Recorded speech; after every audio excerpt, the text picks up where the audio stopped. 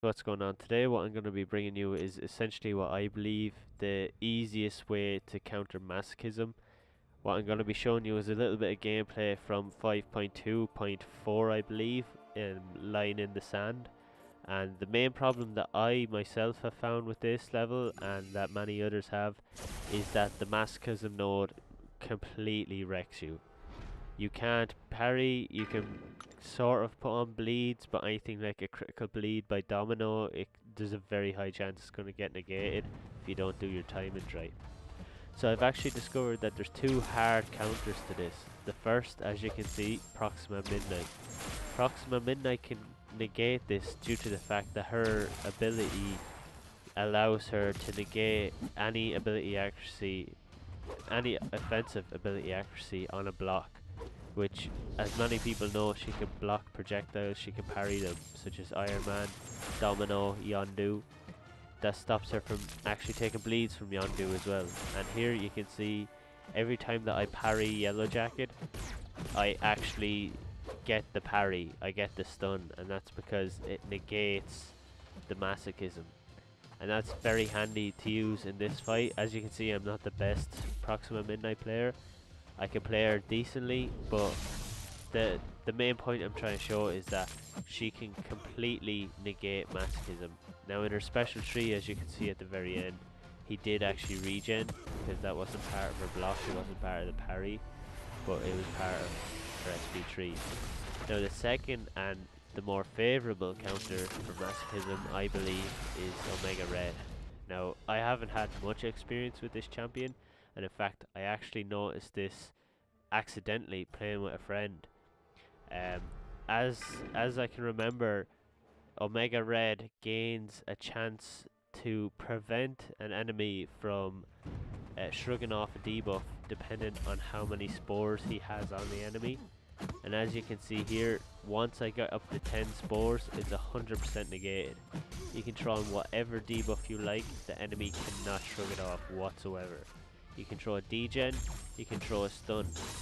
Hell, if he could bleed, you could throw bleeds, you could throw literally any debuff on any champion once you're using Omega Red. You just gotta wait until those spores are off. You can attempt it with lower spores, but then again, it's almost like rolling the dice. What you really need is those 10 spores, you're guaranteed to stun. And once you get that stun off, then you can do the degen. And you can play Omega Red just the exact same way you'd play Omega Red against Core.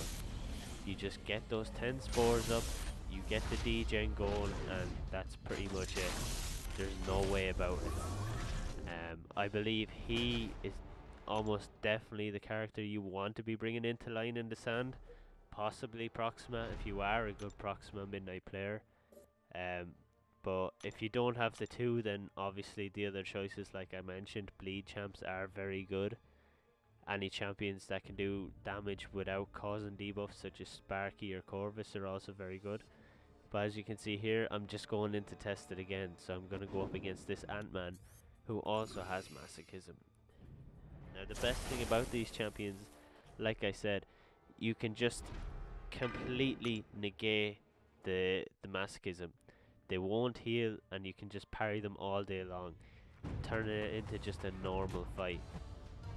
Like you've seen there at the start, I got very lucky.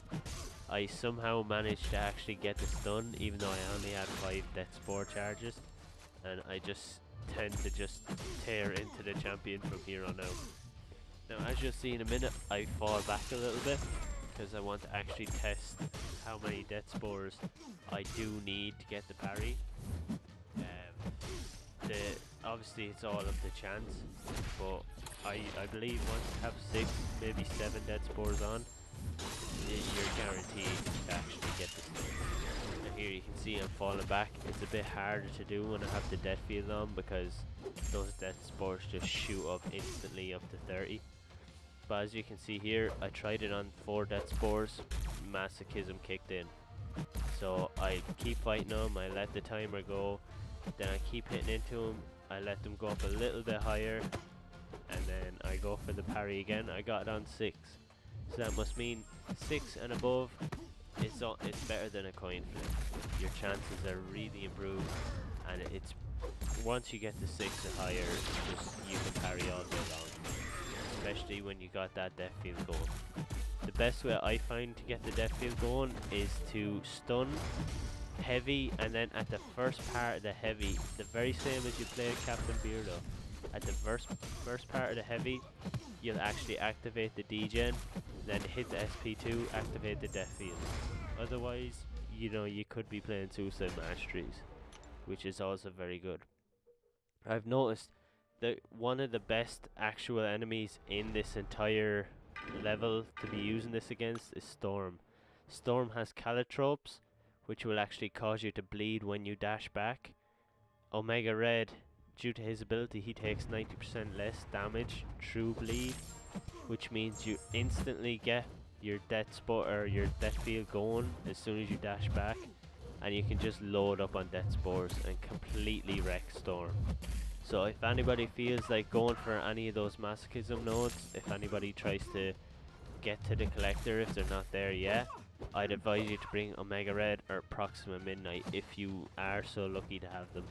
Even 3 stars would do, but they are very essential if you're finding other champions like Black Panther, Gwenpool Blade. If you're finding them not as easy to do it with, I would 100% advise trying to get Omega Red, or at least trying to rank up a lower level one that you have. So that's the end of the video, guys. Thanks very much for watching. Drop a like and a comment if you liked it, and subscribe and share the video if you like. Thanks.